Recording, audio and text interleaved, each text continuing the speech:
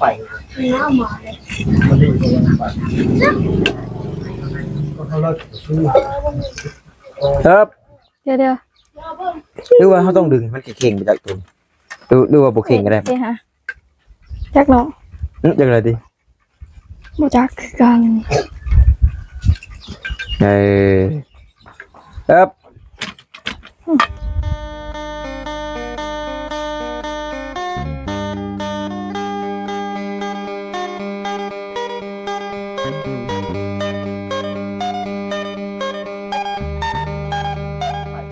น้าหมาเลยมันดีกว่าไปน้องเนาะน้องแค่ว่าเพิ่นตำหูแม่นบ่เนาะแม่นตำหูตำหู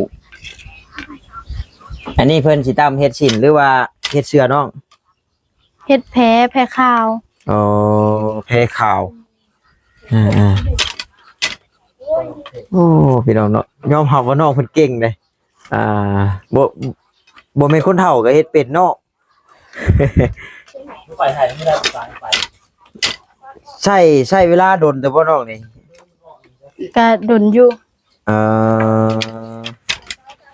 ทิศนึงได้บ่ผืนนึงกว่าโอ้แบบเองตามตํแบบคันได้ตามแบบคู่มือก็ได้ไว้เหรอแม่นเพราะมันเส้นแลบๆอ่ะนะพี่น้องเนาะมันเส้นแลบๆนี่มันแต่ว่าเส้นหนาๆใหญ่ๆคืออันผือยังว่ามันสิแล้วไว้นะนี่เส้นแลบๆนี่เรื่องที่เรื่องห่างก็ขึ้นอยู่กับเฮาอันกระแทกเข้าแล้ววะนี่แม่นโอ้บัดตัวนี้คือที่ค่ะตัวนี้คือห่างค่ะบ่แล้วมันสิยดเข้าอีกมันบ่แม่นพี่น้องเนาะเบิ่งคักๆก่อนหาเบิ่งยากเลยเด้ทางบ้านว่าตานี่แทบสิว่าบ่มีคนต่ำเลยพี่น้องเนาะนี่แหละเพิ่นว่าสาวต่ำหูน้องเพวาพี่น้องเนาะสาวผู้ไทยน้อยเอาเนาะจังใดทางบ่ตาเองก็ขอกราบทักทายสบายดีเด้อพี่น้องเด้อเนาะ FC กันเบิดสุคนบ่ว่าทางฝั่งลาวฝั่งไทยหรือว่าทางต่างประเทศนํเนาะการยินดีต้อนรับเข้าสู่ช่องของบ่ตาบ้านเฮาคือเก่าเด้อพี่น้องเด้อมาก็พอดีว่าเห็นน้องแพรวาเพิ่นนั่งตำหูบอยู่พี่น้องเอ้ยเนาะเป็นตำแพขาวว่าซั่นยันว่าแบบตำเสือดำเสือยังแบบย่อมนำข้ามเสือดำหมอบ้านเฮาแต่ข้าวตะกี้นะเนาะเอื้อยอยากได้อยู่พี่น้องเนาะหรือว่าแม่เจ้าก็เฮ็ดกันบ่เนาะแบบเสือดำก็เฮ็ดอยู่แบบเฮ็ดบ่พื้นนึงเท่าไรเราขายตัวนึงบ่ฮู้เพราะว่าเราบ่เคยขายมีแต่ตำนุ่งเองแม่นเพราะว่าน้ำตลาดนะมันเป็นแบบเสือว่ามันบ่แม่นย่อมข้ามย่อมหยังนะมันแบบแข็งๆเลยบัดเฮาตำแพ้นี่เองมันนิ่มได้เสือดำกันเฮาตำผ่ายนี่อันนั้นมันเป็นแต่คือได้นี่แข็งๆนั่นน่ะ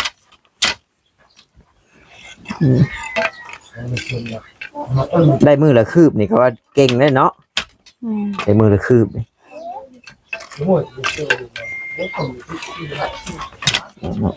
อันตัวตาย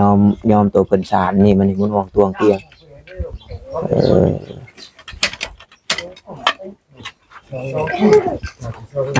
กลไกก็ประดิษฐ์เองทุกอย่างนะพี่น้องเนาะ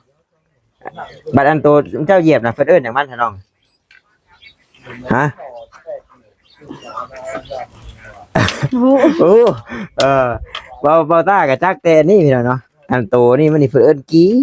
บัดตัวนี้เพิ่นเอิ้นพื้มนี่อันแล้วก็กับนี่สลวยบ่กระซวยกระซวยกระซวยอันนี้เบาตานี่ก็บ่จักนี่แล้วก็ไม้ต้นเต้นนั่นก็บ่ฮู้ว่าเพิ่นเอิ้นไม้เพียงมันอะไรรอดดิแกกะอันถ่ายกับพี่แล้วเนาะถ่ายอันนี้นี่ลงเป็นเมื่อก่อนฮะว่านุ่งเป็นผายเป็นผายย่อม เองเราได้พี่น้องเราไปฟุยนี่ใครอยู่นี่เนาะพี่น้องเนาะเดี๋ยวให้น้องบุญตาเพิ่นลองมึงดูเหยียบอะไรก็เอาช้อนจ้ะ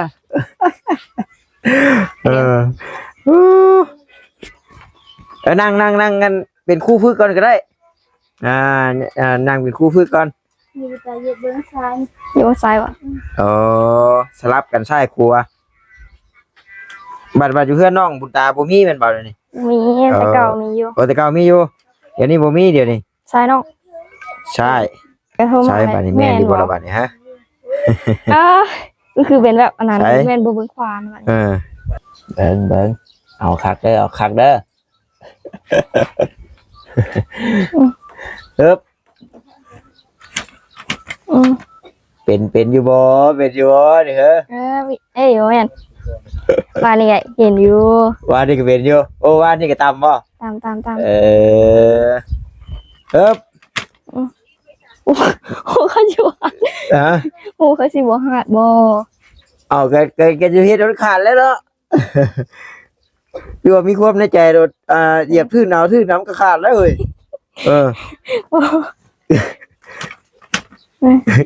ยังเก่งอยู่ยังบ่ลืงเนาะแต่แม่นความน้องเพิ่นแต่ย่านมันขาดอยู่แล้วพี่น้องมันเป็นแพรนี่นี่มันเป็นนี่เป็นฝ่ายอ่อนๆนี่บ่อยากอะไรครับเดี๋ยวดูว่าเขาต้องดึงมันเข่งไปจากตัวดูว่าบ่เข่งก็ได้จักเนาะจังได๋ติบ่จักคือกันครับเด้บ่นี่นะบ่ว่าแล้วได้แล้วเนาะลองเบิ่งไปพักผ่อนก่อนโอ้เดี๋ยวน้อยเพิ่นทำให้เบิ่ง1 ตอน 2 ตอน 3 ตอน 4 ตอน 5 ตอน 6 ตอน 7 ตอน 8 ตอน 9 ตอน 10 ตอน 11 ตอน 12 ตอน 13 ตอน 14 ตอนถ้าสิเอิ้นคือกันเด้ให้เป็นตอนบ่ตอนได้นี่มันก็มีสูตรของมันข้างในได้แต่ก่อนอ้ายเห็นอยู่แม่อ้ายเราก็ตำตะกี้เดี๋ยวนี้บ่มีแล้วเดี๋ยวนี้นะเพิ่นสินับพายเท่านั้นตอนเท่านี้ตอนนี่แหละแล้วก็บางคนเพิ่นก็สิแชลแบบว่ามันสิมีลายนะพี่น้องมันสิมีลายรูปสร้างบ่รูปลายลาวบ่ลายดอกไม้บ่มันสิมีนะเนาะแต่ว่าคนคุมื้อนี้บัดมันง่ายเลยพี่น้องคงจ้าโครงงานเฮ็ดปั๊บพอเดียวสบายเดี๋ยวนี้โอ้ยง่ายนะบัดนี่คือสิแล้วนี่เพื่อสิได้ผืนนึงนี่จักว่าจักมื้อแหละน่ะมามื้อนั้นยังบ่เห็นเราตำซะเมื่อวานทางเริ่มตำเมื่อวานนี่บ่นี่โอ้แสเขาไว้เต็มพื้นได้อิ่วเขาหลายเติบเลยเนาะไปจ้ะพี่น้องเอ้ยพี่น้องเนาะชูกันกินเบิ่งเนาะพอเรื่องการหั่นแกะก็คือเป็นนี่แกะตลอดได้สั่งอะไรกินไหมน้องกินไหมไปรุ่นเลยกินไหมครับเงาะพี่น้องเนาะบัดทางน้องแพรว่าเพิ่นบัดควายบ่เห็นว่าซั่นตักโตแพรว่ามันไปนะตัวนึงตัวทึกหรือตัวแม่แล้วกูเบาสุดไปแล้วกูเบาส่วนไปแล้วใหญ่หรือน้อยตัวใหญ่มันหลุดมาแต่หน้าใช่บ่มันหมาบัดนี้ไก่เด้อบ่นาเจ้าไก่มันสิตักทางมาอยู่บ่มันเคยมาบ่โอ้เนาะถ้าว่ามันเคยมามันก็มาแต่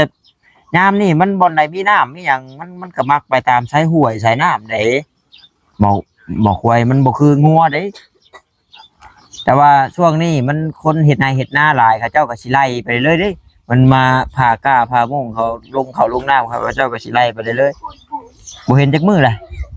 มื้อนี่แหละล่ามเนี่ยมันอย่าไปอันย้ายแล้วบ่เห็นโอ้ยเนาะน้องไผว่า ควายเพิ่นเฮีย ไปจ้ะเดี๋ยวสิไปเอิ้นเบิ่งแม่ป้าน้องบุญตาเพิ่นก่อนพี่น้องเอ้ยคือมีจะเป็นกินสมออยู่บ่นี่ป้าซะเราอยู่บ่ไม่นี่ได้เห็นเนาะเราหลักไปทางใดเลย เท่านั้นก็บ่มีเนี่ย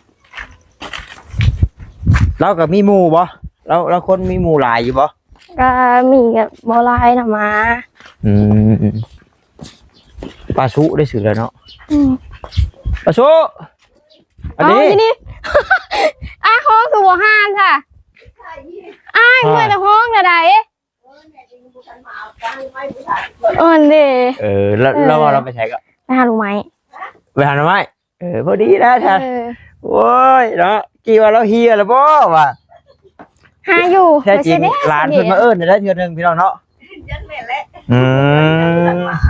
ดีเฮ็ดกินเลยกินซอยเรา เขาเฮ็ดข้าวหาว เอาสบายดีเด้อ สบายดี โดยได้หลายอยู่บ่ เฮ็ดนั่นแล้วกิน จักยังไปเฮ็ดอยู่หรือไม่นะ เด้น่ะ เพราะเฮ็ดข้าวหาว แล้วได้หลายเติบได้อีน่ะเสียร้านเพิ่นเฮ็ดชูกินก่อนพี่น้องเอ้ยเนาะ เฮ็ดกินยังเฮ็ดอะไรกินนี่นะ เฮ็ดได้กินโต เดี๋ยวจะเฮ็ดได้ก็เฮ็ด เอ้าเยอะว่ะมันเยอะเด้เฮ็ดกินซื่อ จะอยากต้มหรืออยากแกง ตุ้มนึงก็หยังอยู่หมอฮะ ต้มนั่งอยู่ แกงบ่ อุ่นอยู่ โอ้ แกงบ่มีเจะนางบ่ นี่ มีบ่ เขามาเลย มาเขา โอ้ ลายอยู่ติมน่ะ หอยทำได้หลาย เขาอันนั้นเลยเขาเยอะแกงอันนั้นเด้ต้องใส่ข้าวเบอร์ ก็มาไปจะโค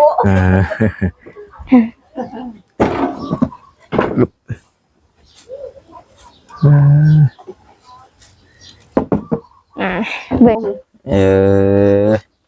เจ้าสิลูกไปใช้อีกเลย เอาไปขององค์อ่ะจะได้เอาน้ำ ใช้ว่าไรบ่ได้ เอาแป้งเลยดิ ข้องให้บุญตาอันข้องก็ได้ เอาไปซะ กลัวสักกะมั่มบ่กันนะเว้ย เพราะอันนั้นแป้งไม่ถึงเลยดิ ได้อยู่ดิมันเป็นได้ยังน่ะ จักก็จะทอดมันขึ้นฮักบ่แม่นง่ายคือบ่แป้นอะไร ลูกชายแปลงให้แล้วก็รักเมื่อ ที่เพิ่นจะมือแต่เช้าพุ่นแล้วเลยบ่พามือว่ามันเอ็ดผู้เดียวบ่ได้แต่ว่าทอดถอขึ้นให้มันได้ว่าทอด เอาคักเลยปูลงหันเพลงเนาะสมบัติแล้วเด้สมบัติแล้วเด้ไปหาไก่แท้บ่ดอกไม้นะ หัวหน้า ใช้เวลาโดนแต่บ่จังได้หลายจะมี เอาถอนั่นเลยเปิดจิก้อนยังยับเอา ใส่บาดเอาเบิ่งโอ้เดี๋ยวว่าสิบืนลงกกเสาเลยนะสตาร์ทอยู่บนไหนบนนี่บ่เด้อ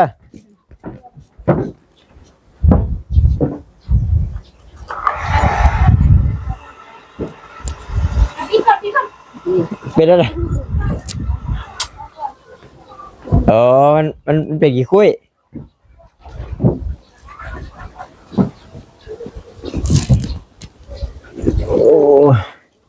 โอ้เพิ่นได้ขึ้นอะไรมันเด้งรูนู่นที่คุยไล่อันเยอะมันเพิ่นได้แพ้ยางได้พี่น้องเนาะ เอาอันลูกชื่อว่ากับเราบ่ต้องก็คือเลยตนเอานอนอยู่พี่ว่านอนแค่นี้แหละว่าเป็นชื่อ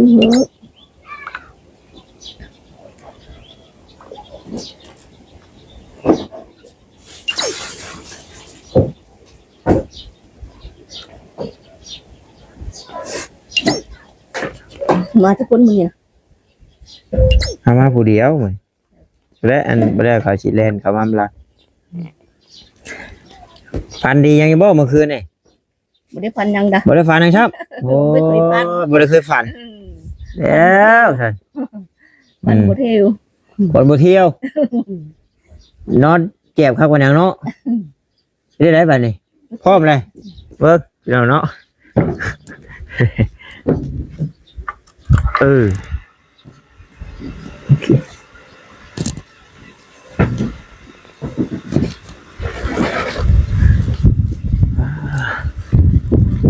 จะถึงเมื่อไรฝนที่ตกใหม่ดับหน้าเนาะตู้เนาะ จักยังวะมันเดือนเจ็ดเลยเนาะเดือนมันสิ ปีที่9ก็แรกแล้วนี่ป่ะ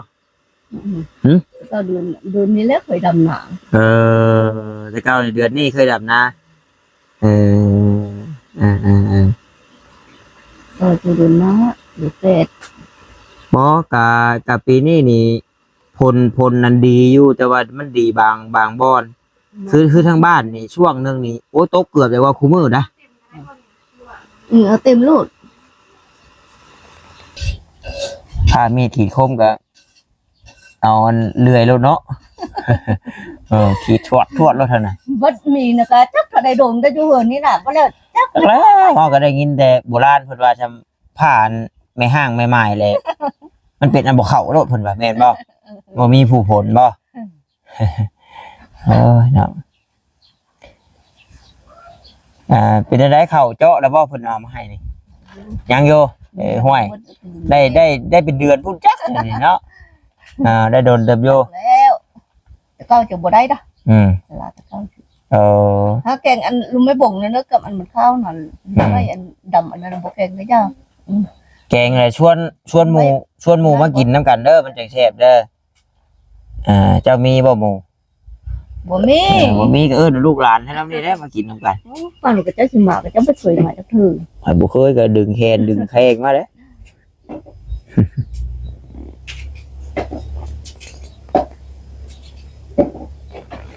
โอ้ยมาลำไยก็บ่เป็นเนาะตู้เนาะ เป็นฮะมันแดดแลเบอร์มันก็คู่ตั้งมันก็คู่ โอ้แต่ก้าวลายบ่ ก็บ่ได้บ่ได้มันก็หาเป็นปีนี่ โอ้ ของได้กินแล้วบ่แล้วคู่มืด อื เบอร์มันก็คู่กลางมันก็คู่มืดมันบ่ได้กินซ้ำมันอยากกินน้อย โอ้ปีกายนี่มาลำไยค่อนข้างที่ว่าเป็นลายเลยพี่น้องเป็นลายเป็นโรคอยู่ปีกาย อันนี้เป็นเห็นยุโรปพดมันดาพดนี่ได้ปีกายนี่ฝันว่าปีนี้ประเทศลายอยู่บ่แล้วแดดชื่อเลยคู่มืด เป็นนั่นนี่เพิ่นบัดเนาะ อันหมากข้อเล่นกับบ่ค่อยเป็นลายหมากข้อเล่นหมากแง้วกะ ปีนี้นะจิ โอ้แต่เก่าทั้งบ้านเฮาก็บ่อึดหมากกันแง้วหมากข้อเล่นนี่แดงชะลึหมากไผ่บางอย่างน่ะ ปีนี้โอ้ย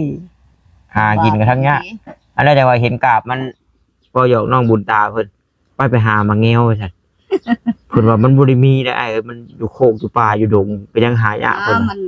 อึดเลยได้มาแงวนะดำปุ๊บนี่ได้โทรมาคนแลนน่ะได้ลายน่ะ แต่ว่ากกหมากข้อเล่นนี่ค่อนข้างที่สูงเด้สูงใหญ่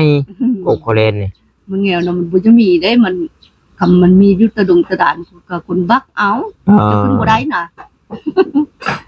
บัก มันมาข้อเล่นนี่เป็นอะไรมันบ่แซ่บบ่คนยังว่าบ่ค่อยยุ่งกิน จะบ่เยอะบ่ได้กับมาลายแดดอยู่น้ำให้หนา ฮะมาข้อเล่นนี่ชมอีกบ่เนาะโอ้ข้อเล่นชมเพิ่นว่าแล้วว่ามาข้อเล่นแห่งช่องชิวหวานมากใหญ่ๆสิดอกเพิ่น โย ว่า กกวนกับบ้านมาคนแลนก็น้อยกบหวานชมคุณบ่จะกินบ่ได้ โดยเนาะเพิ่นนั่งทะหลานนั่งเฮ็ดกินให้อยู่พี่น้องเพิ่นมาแต่หาหน่อไม้หลานมาเอิ้นซะบ่อยู่ห่าก็เลยเราเฮียแล้วว่าบุญตายไปซั่นเจ้าเฮือกหัวอันใดบ่พ่อมาเจ้าบ่ได้เฮือกบ่หัวอันใดกะ บ่ได้ เกิดก็บ่เห็นเลยเราบ่อยู่เนาะ เดี๋ยวนี้ก็ปะจังกูตะเกิมนี่ก็หลังกูได้เอามากระไรอีดี พูดเป็นได้เชื่องไว้บ่ โยมมาแล้วนั่งอยู่เลยปะจังหัน โอ้ยนั่งแค่ป้าหันโลดเนาะ นั่งเจ้าจังมา โอ้ย นั่งเจ้าจังมา นั่นแหละเพิ่นว่าอันนี้ก็กระโตกช่วยเข้าบ่นี่ยันว่ากระโตกช่วยเข้าข้าวกี้นะหรือว่าอันอะไรวะก็แม่นล่ะกระโตกกระกระโตกทำกระโตกช่วยเข้าใหญ่กว่านี้เนาะผู้มือนี่นั่นบ่มีแหละพี่น้องเอ้ยจะบ่เก็บบ่สะสมไว้เลยเพิ่นเอาไม้ดูบ่แม่ตุ มายัง น่าจะเป็นไม่ดูพี่น้องเนาะโอ้ยคนยกนี่แหละบ่เฮ็ดแล้วง่ายบ่ล่ะ บ้านนี้มันเฮ็ด มีดก็เป็นแขวชากอีกเนาะเจ็บ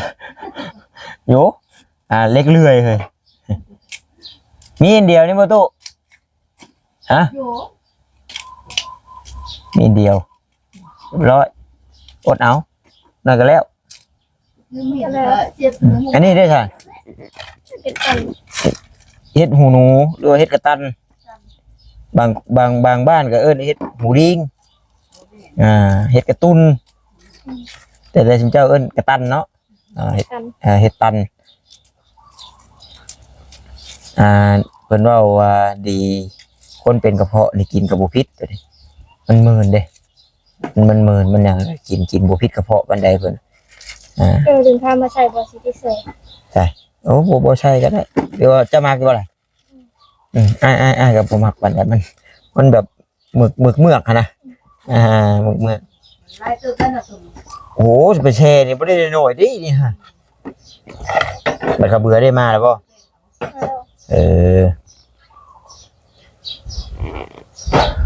เนาะเลือดขัวเฮือนไผเพิ่นโอ้ทุไม่พื้นก็เงาหมุนบดลีพี่น้องเนาะโอ้ยมีงบเข้ามาไวๆในแม่แต่ก็อีกบ่โดนเนาะแม่ตู้เอ้ยอาจจะมีข่าวดีอยู่บ่พาเว้าดอกนั่นแต่สิมีอยู่ดอกข่าวดีนี่เบิ่งนี่แกงโลดอันหยอดมันได้คือหยอดมัน โอ้เฮ็ดบดเพิ่นก็มีพี่น้องเนาะเฮ็ดบดน้ำเต้า